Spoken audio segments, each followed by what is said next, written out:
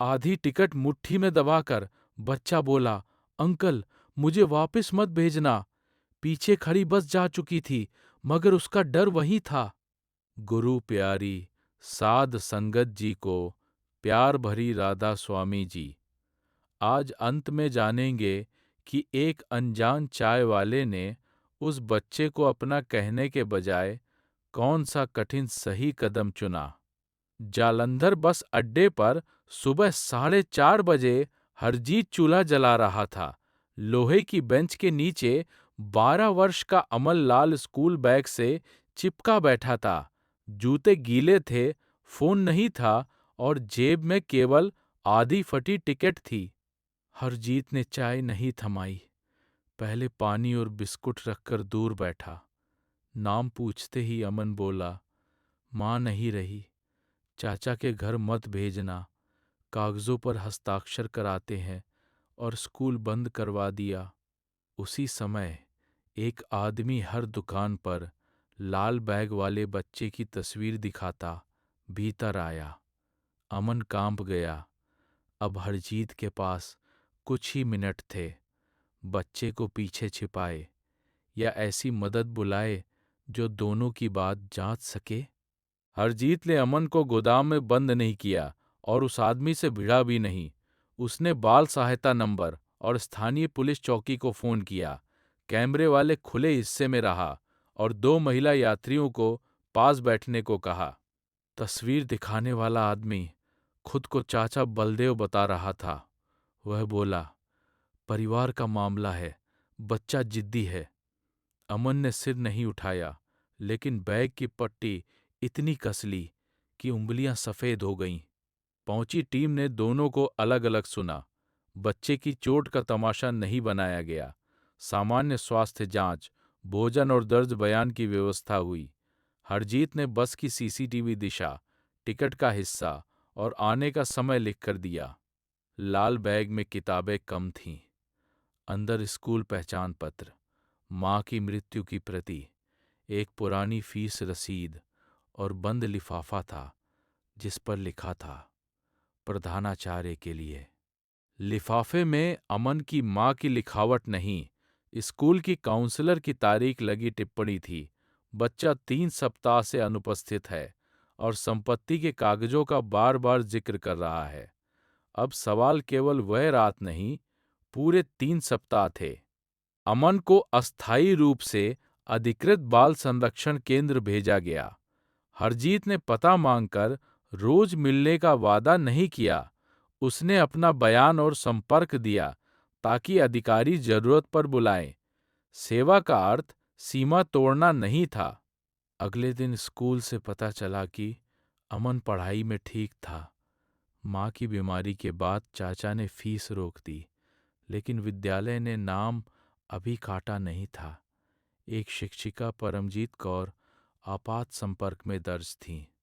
संगत जी, अगर ये सावधान सेवा मन को छू रही है तो कमेंट में राधा स्वामी जी लिखिए। संकट में बच्चे को अकेले घर ले जाने के बजाय अधिकृत मदद बुलाना ही सुरक्षित दया है। दोपहर को बलदेव वकील जैसा दिखने वाला आदमी लेकर समिति के बाहर पहुंचा। उसने कहा कि अमन की मां ने घर और छोटी दुकान परिवार को सौंप दी थी, मगर वो मूल कागज नहीं दिखा सका। जाते समय उसने हरजीत के हाथ में मोटा लिफाफा दबाना चाहा। बयान बदल दो, बच्चा घर चला जाएगा। हरजीत ने लिफाफा नहीं खोला, पर रात को उसकी अपनी बेटी की कॉलेज फीस बाकी थी और वही रकम उसके घर की सबसे बड़ी चिंता थी। घर पहुंचकर हरजीत ने पत्नी को सब बताया। पत्नी ने खाली फीस फोल्डर दिखाया, फिर बोली, पर किसी बच्चे का डर बेचकर अपनी बेटी की पढ़ाई नहीं चलेगी। दोनों चुप हो गए।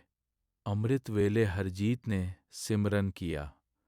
उसे कोई अलौकिक आवाज नहीं सुनाई दी, बस मन में एक सीधी बात साफ हुई।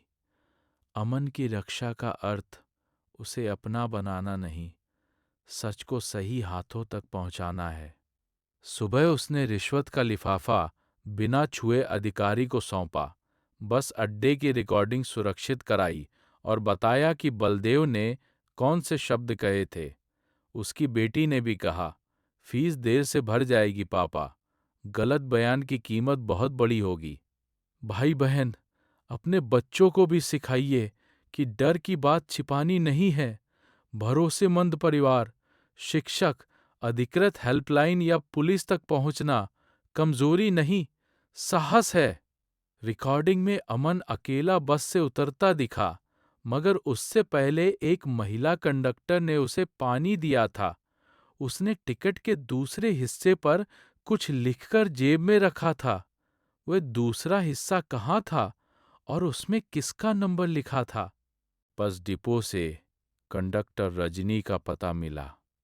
उसने बताया कि अमन पूरा रास्ता चुप रहा। उतरते समय उसने टिकट का आधा हिस्सा अपने पास रखा और दूसरे पर स्कूल की शिक्षिका परमजीत का नंबर लिख दिया था। रजनी ने सोचा था बच्चा चाय वाले को नंबर देगा, मगर घबराहट में वह हिस्सा बस की सीट के नीचे गिर गया। सफाई कर्मचारी ने कागज जमा कर दिया था। नंबर मिलते ही अधिकारी ने परमजीत को बुलाया। परमजीत कोई रहस्यमय संत नहीं थीं। वह अमन की माँ की पुरानी सहेली और सरकारी स्कूल की अध्यापिका थीं। बीमारी के दिनों में माँ ने उनसे बच्चे की पढ़ाई और सुरक्षा पर नजर रखने को कहा था, मगर कानूनी अभिभावक तय नहीं हुआ था।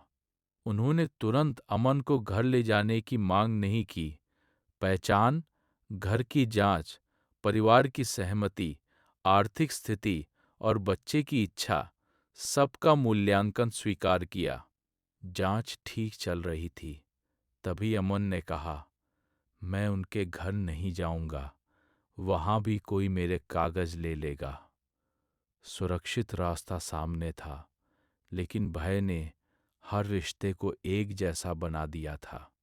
काउंसलर ने अमन से निर्णय छीनने के बजाय छोटे कदम रखे। पहले परमजीत से केंद्र में मुलाकात, फिर स्कूल की पुरानी तस्वीरें, फिर 1 घंटे का बाहर जाना। हर बार अमन वापस उसी सुरक्षित स्थान पर आया। परमजीत के घर में अलग महल नहीं था। 2 कमरे, बुजुर्ग सास और पढ़ने की छोटी मेज थी। उन्होंने कहा, मैं तुम्हारी माँ नहीं बन सकती, पर तुम्हारी बात सुने बिना तुम्हारे लिए फैसला भी नहीं करूंगी। तीसरी मुलाकात में अमन ने पहली बार बैग नीचे रखा। उसने शर्त रखी कि स्कूल वही रहेगा, संपत्ति के कागज किसी रिश्तेदार को अकेले नहीं दिए जाएंगे और हर सुनवाई में उसकी बात सुनी जाएगी। अधिकारी ने इन बातों को योजना में दर्ज किया। संगत जी, किसी दुखी बच्चे से सब भूल जाओ कहना आसान है। धैर्य ये है कि हम उसे सुरक्षित गति से भरोसा लौटाने दें।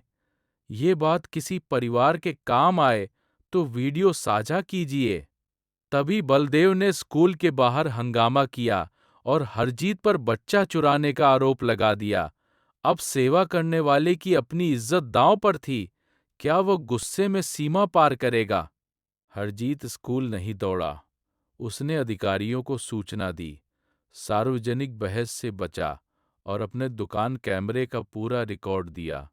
उसने केवल कहा, बच्चा मेरा नहीं, उसकी सुरक्षा हम सबकी जिम्मेदारी है।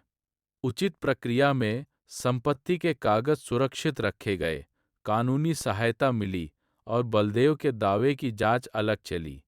कहानी ने किसी को बिना जांच अपराधी घोषित नहीं किया। प्रमाण, बच्चे की आवाज और सुरक्षित व्यवस्था को प्राथमिकता मिली। परमजीत के घर का मूल्यांकन पूरा हुआ। अमन के लिए निगरानी वाली रिश्तेदारी देखभाल, स्कूल वापसी, काउंसलिंग और नियमित समीक्षा की योजना बनी।